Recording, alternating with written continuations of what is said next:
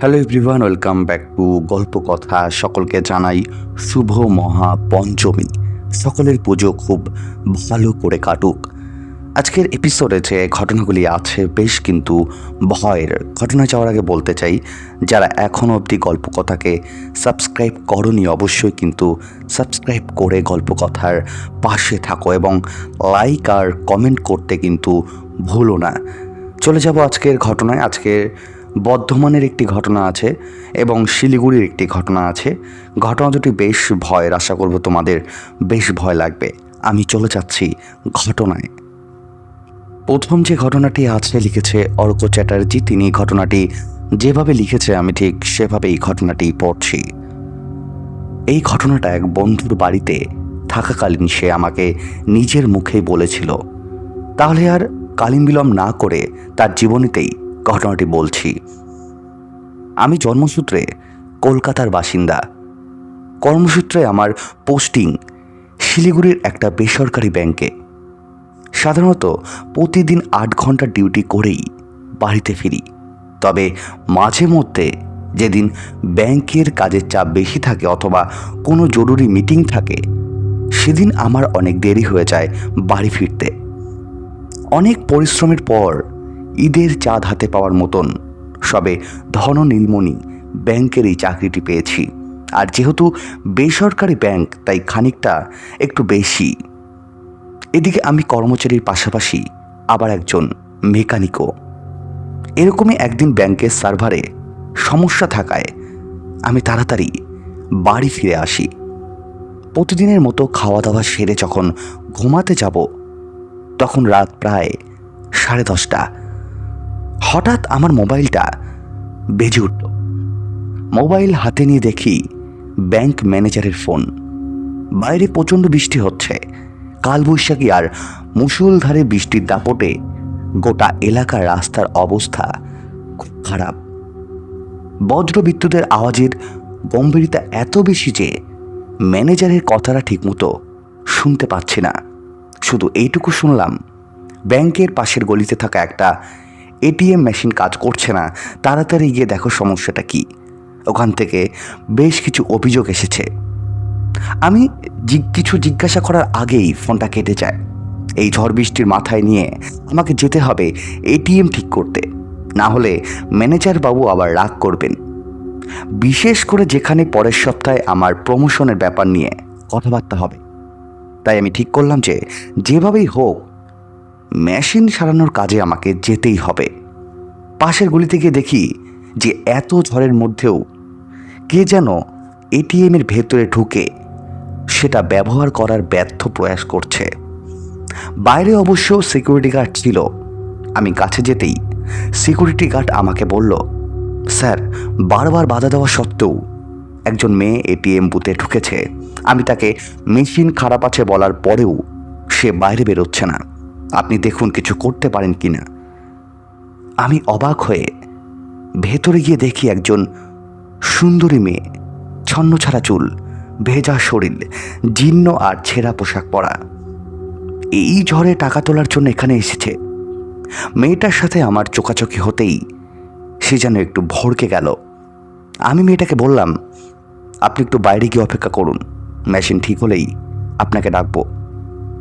মেয়েটা কিছু না বলেই রাগান্বিত দৃষ্টিতে আমার মুখের দিকে তাকাতে তাকাতে বাইরে চলে গেল।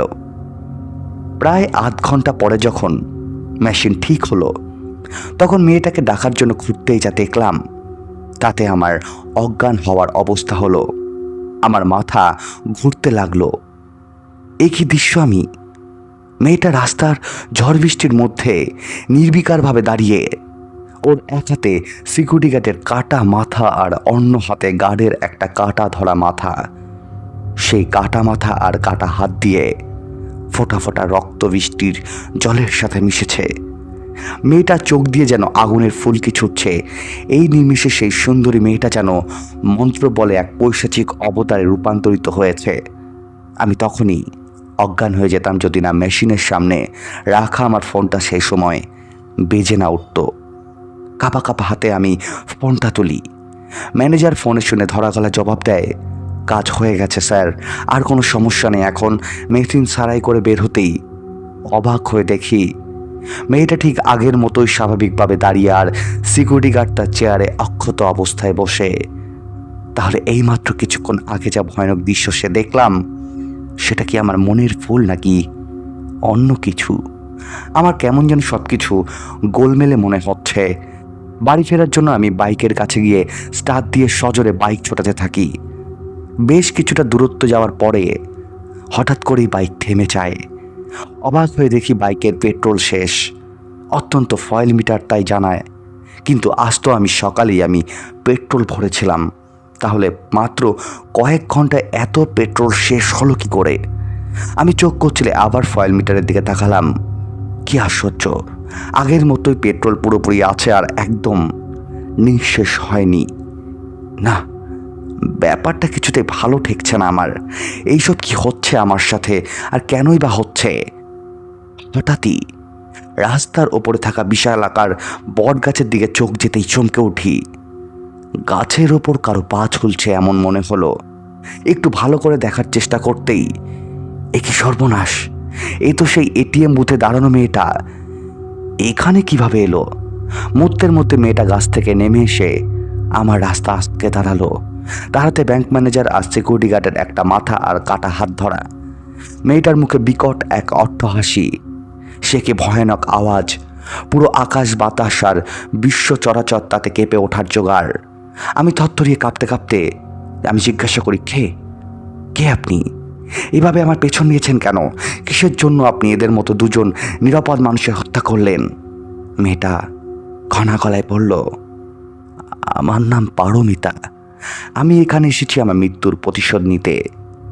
আপনি যাদের নিরাপদ বলছেন তারাই আমার মৃত্যুর জন্য দায়ী। আমি জিজ্ঞাসা করি, মানে ঠিক বুঝলাম না। একজন ব্যাংক ম্যানেজার আর সামান্য সিকিউরিটি গার্ড আপনার মৃত্যুর জন্য কিভাবে দায়ী হতে পারে? পারমিতা বলল, আপনি যে ব্যাংকে কাজ করেন, আমি একবার লোনের জন্য সে ব্যাংকে আবেদন করেছিলাম। আমার বাড়ি শিলিগুড়িতেই একটা ছোট্ট বস্তিতে। আমার লোনের খুব দরকার ছিল। আমার বাবা অনেক ছোট বয়সে মারা যান। পরিবারে আমার নিজের বলতে আমার অসুস্থ মা আর আমি। অর্থের অভাবের জন্য আমাকে কম বয়সেই স্পাইয়ের কাজ করতে হতো, আর তাতে যা রোজগার হতো তা দিয়ে সংসার ঠিকঠাক চলতো না। আমার ইচ্ছা ছিল আরও উচ্চশিক্ষা নিয়ে একটা ভালো চাকরি জোগাড় করে এই অর্থভাব দূর করব। যেদিন আমি লোনের জন্য আবেদনপত্র জমা দিতে যাই, আপনার ব্যাংক ম্যানেজারের কুনজর তখন থেকেই আমার দিকে পড়ে। লোনের কাগজপত্র চেক করার নাম করে আর মেসেজ নেওয়ার অছিলায় উনি আমার একদিন সন্ধ্যাবেলায় তার বাড়িতে ডেকে পাঠান। আমি সরল বিশ্বাসে তার বাড়িতে যাই, আর সেই দিন ওনার স্ত্রী বাপের বাড়িতে গিয়েছিলেন। পুরো বাড়িতে উনি একাই ছিলেন। প্রথম থেকেই তার ইশারা আর হাবভাব আমার কাছ থেকে গোলমাল লাগছিল, কিন্তু তাও আমি কিছু বলিনি, কারণ আমার অর্থের খুব প্রয়োজন ছিল। পাছে কিছু বলতে গেলে আবার লোন যদি খরচ হয়ে যায়। উনি মেসেজের অছিলায় আমাকে অনেক আপত্তিকর জায়গায় স্পর্শ করতে থাকেন। আমি নিজেকে বাঁচাতে ওনাকে ধাক্কা মেরে মাটিতে ফেলে দিই, কিন্তু তাতে উনি আরও বেপরোয়া হয়ে ওঠেন। আমার জীবন শেষ করে দেওয়ার হুমকি দিতে থাকেন। এমনকি আমাকে আমার পোশাক ধরে টেনে হিঁচড়ে খাটে তোলার চেষ্টা করতে থাকেন, কিন্তু কোনো মতে আমি তার সেই পাশবিক অত্যাচারের হাত থেকে নিজেকে মুক্ত করে দরজার বাইরে যাওয়ার চেষ্টা করি, যাতে পুলিশকে সব ঘটনা জানাতে পারি।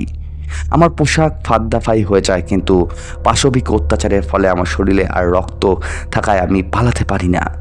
সেই সুযোগে উনি ঘরে রাখা ভারী ফুলদানিটা দিয়ে আমার মাথায় আর ঘাড়ে এমনভাবে আঘাত করে যে আমি সেখানেই মারা যাই। এরপর আমার লাশটাকে অন্য জায়গায় পুঁতে দেওয়ার জন্য এটিএমের সিকিউরিটি গার্ডের সাহায্য নিয়ে গাড়ি করে অন্য এক নির্জন জায়গায় আমার লাশটাকে মাটিতে পুঁতে দেয়। এটিএমের সিকিউরিটি গার্ড সব জেনে শুনেও ম্যানেজারের পক্ষ নেয়। রটিয়ে দেওয়া হয় যে আমার চরিত্র খারাপ, আমার সাথে অনেকের শারীরিক সম্পর্ক আছে। সমাজের চোখে আমি একজন কলঙ্কিনী কঙ্কাবতী হয়ে থেকে যায়, কিন্তু আসল ঘটনাটা কেউ জানতে পারল না। এই ঘটনায় আমার লোকজনে গঞ্জনা বরদাস্ত না করতে পেরে আমার অসুস্থ মাও কিছুদিনের মধ্যে দেহত্যাগ করেন। এভাবেই একজনের লালসার পাশবিক নির্যাতনের শিকার হয়ে আমার পুরো পরিবারটাই শেষ হয়ে যায়। সঠিকভাবে ক্রিয়াকর্ম না হওয়ার জন্য আমি অনেক দিন থেকেই অতৃপ্ত অবস্থায় ঘুরছিলাম। আজ সুযোগ পেয়ে আমি এদের থেকে আমার মৃত্যুর প্রতিশোধ নিলাম। এবার আমার মুক্তি। দেখতে দেখতে মেয়েটা আমার দিকে এগিয়ে আসতে থাকে। আমার হৃৎস্পন্দ বাড়তে থাকে, চোখ অন্ধকার হয়ে আসতে থাকে, চারিদিকে সমস্ত কিছু গোলমাল হয়ে ঘুরতে থাকে। আমি হনুমান চালিসা পড়তে পড়তে সেখানে পড়ে যাই। ব্যাস, এরপর আর কিচ্ছু মনে নেই, সব কিছু অন্ধকার। আর কিছুক্ষণের মধ্যে কিচ্ছু মনে নেই আমার। পরের দিন যখন আমার চোখ খোলে তখন দেখি আমি একটা হাসপাতালে বেডে শুয়ে আছি, চারপাশে অনেক মানুষের ভিড়। এরাই হয়তো আমাকে সেখান থেকে নিয়ে এসেছে, সবাই উৎসুক জানার জন্য আমি ওখানে কিভাবে এলাম। কিন্তু এই ভয়ানক ঘটনার বর্ণনা আমি দিতে পারিনি, কারণ বললে কেউ বিশ্বাস করবে না, উল্টে আমাকে পাগল বলে প্রতিপন্ন করবে। এরপর আমি আর কোনোদিনও সেই ব্যাংকে যাইনি। শিলিগুড়ি থেকে বদলি হয়ে এখন আমি কলকাতার এক নামকরা ব্যাংকে এক মোটা বেতনে উচ্চ পদে কর্মরত। কিন্তু সেই রাতের কথা মনে পড়লে আজও আমার গায়ে কাঁটা দিয়ে ওঠে, আর সেই হতভাগ্য মেয়েটার কথা মনে পড়লে চোখের কোণটা চিকচিক করে ওঠে। এটাই ছিল ঘটনা। ঘটনাটা কিন্তু বেশ অন্যরকম ছিল। তোমাদের কেমন লাগলো ঘটনাটা অবশ্যই কিন্তু কমেন্ট করে জানিয়ে দাও। এবং সত্যি বলতে আশপাশে যা ঘটছে, সত্যি কিছু মানুষজন তারা পশুর থেকেও অধম, তাদেরকে কারোর সাথে তুলনা করা যায় না। তোমাদের কেমন লাগলো আজকের প্রথম ঘটনাটি অবশ্যই কিন্তু কমেন্ট করে জানাও। এবং তোমরা যারা আজকে ফার্স্ট টাইম গল্পকথার ঘটনা শুনছো তাদেরকে বলবো চ্যানেলটি সাবস্ক্রাইব করে গল্পকথার পাশে থাকো এবং প্রত্যেকটা মুহূর্তে তোমরা গল্পকথাকে সাপোর্ট করো। এবং যেহেতু পুজো চলে এসেছে, পুজো তোমরা খুব ভালো করে কাটাও এবং তার সাথে গল্প শোনো, এবং গল্প শোনার সাথে সাথে লাইক কমেন্ট করতে ভুলো না, কারণ তোমরা যদি লাইক আর কমেন্ট না করো তাহলে ঘটনার রিচ কিন্তু অনেকটাই কমে যায়। আমি তাই প্রত্যেকটা সময় তোমাদেরকে আমি রিকোয়েস্ট করি তোমরা লাইক কমেন্ট করে গল্পকথার পাশে থাকো। এবং বলে রাখি, তোমরাও যদি গল্পকথায় ঘটনা পাঠাতে চাও তোমাদের কি করতে হবে, ডিসক্রিপশন বক্সে একটু হোয়াটসঅ্যাপ নাম্বার দেওয়া আছে, তোমরা সেখানে আমাকে ঘটনা লিখে পাঠিয়ে দিতে পারো। এবং বলে রাখি, গল্পকথা কিন্তু কোনো রকম কুসংস্কারকে প্রমোট করে না। আমরা ঘটনাগুলিকে শুধুমাত্র এন্টারটেনমেন্ট হিসেবেই বলি। আশা করব গল্পকথা পরিবারের যত সদস্যরা আছো তারাও কিন্তু ঘটনাগুলিকে শুধুমাত্র এন্টারটেনমেন্ট হিসেবেই কিন্তু গ্রহণ করবে। চলে যাচ্ছি আজকের দ্বিতীয় ঘটনায়। আজকের যে দ্বিতীয় ঘটনাটি আছে লিখেছে স্নিগ্ধা চ্যাটার্জি। তিনি ঘটনাটি যেভাবে লিখেছে আমি ঠিক সেভাবেই ঘটনাটি পড়ছি। এই ঘটনাটার কারণ জানতে গিয়ে সামনে আসে অন্যরকম এক গল্প, যেটা খুব ভয়ানক। গল্পটা আমার মায়ের থেকে শোনা। মা এবং মায়ের কাকিমার খুবই ভালো বন্ধুত্ব। যে সময় গল্প সে সময় মায়ের কাকিমা সদ্য বিবাহিতা, এই 5 মাসের মতো। মায়ের বাড়ি যেটা আর কি আমার দিদার বাড়ি, সেই বাড়ির খুবই উঁচু দালাল, বড় থাম, দেওয়াল দিয়ে প্রায় চুনসুরকি খসে পড়ে। খুবই বড় বাড়ি, সামনে লম্বা উঠোন, আর উঠোনের মাঝে একটা বড় বাতাবি লেবু গাছ। তারপর গ্রামের সরু রাস্তা, তারপর বিরাট পুকুর। দিদার বাড়িতে সন্ধে হলে একটা আড্ডা বসত, যেখানে পাশের বাড়ির 2-1 আসতেন, লুডো খেলতো, গল্প করত। মায়ের সদ্য বিবাহিতা কাকিমাকে সবাই উল্টো পাল্টা ভূতের গল্প বলে ভয় দেখাতো, নয়তো হেরিকেন জেলে মা পড়তো। মাকে বিকট বিকট আওয়াজ করে ভয় দেখানো হতো। মায়ের কাকিমা যেহেতু কলকাতার মেয়ে, তাই এই কাকিমার বিয়ের পর থেকেই শহরে নানা রকম গল্প শুনত। এই আড্ডার একজন মুখ্য চরিত্র হলো সেজ কাকা, মানে মায়ের সেজ কাকা।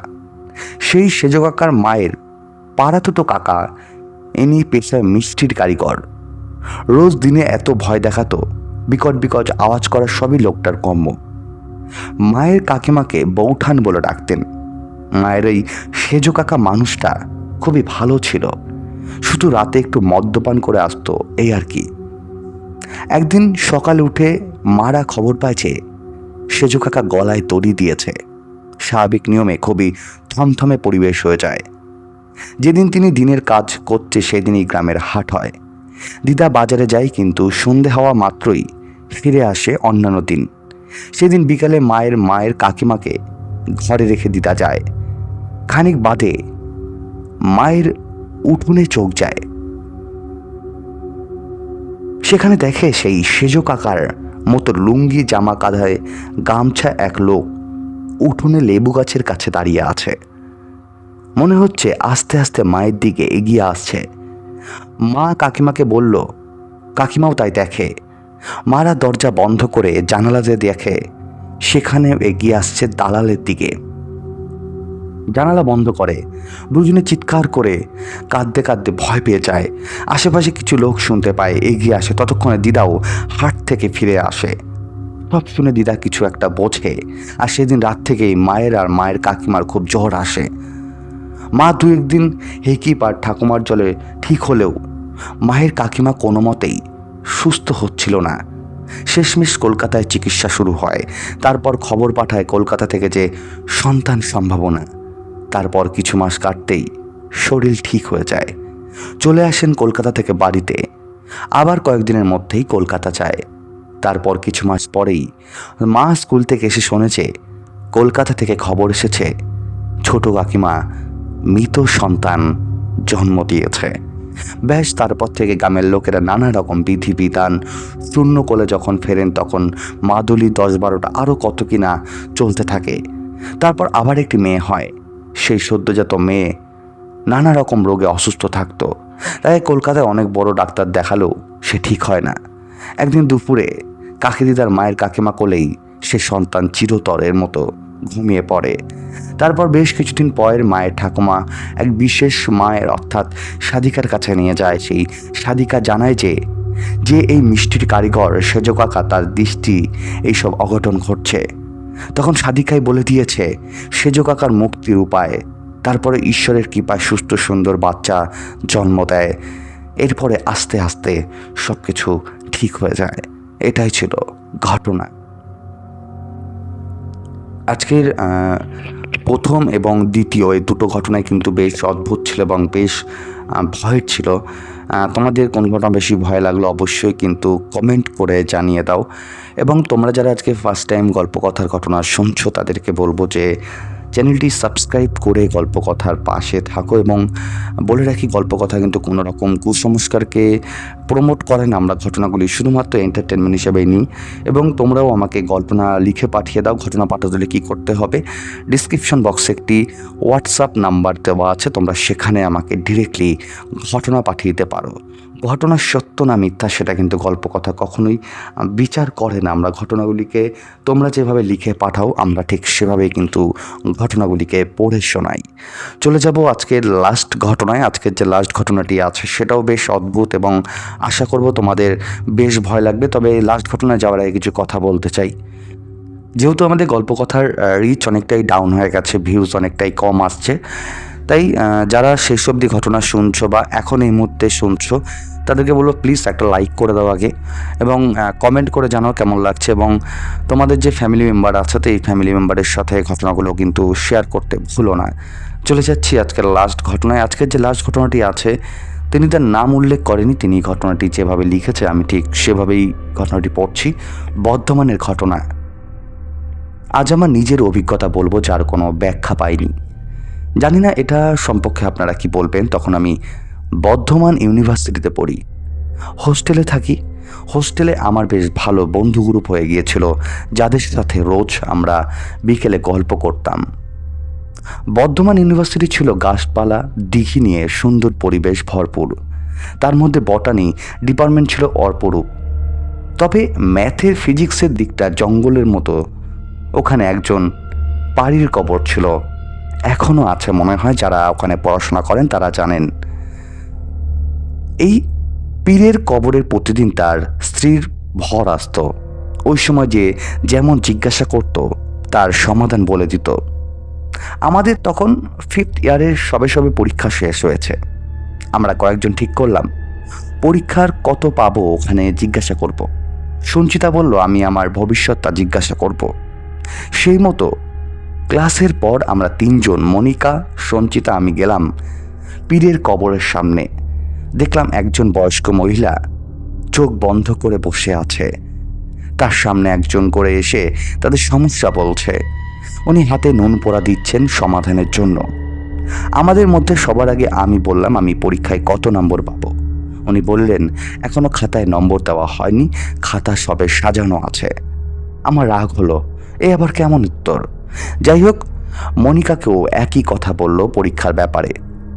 সঞ্চিতা যখন ভবিষ্যতের কথা জিজ্ঞাসা করল তখন উনি বললেন খুব শীঘ্রই বিয়ে হবে তোমার। শুনতে যে আবার জিজ্ঞাসা করল বিবাহিত জীবন কেমন কাটবে।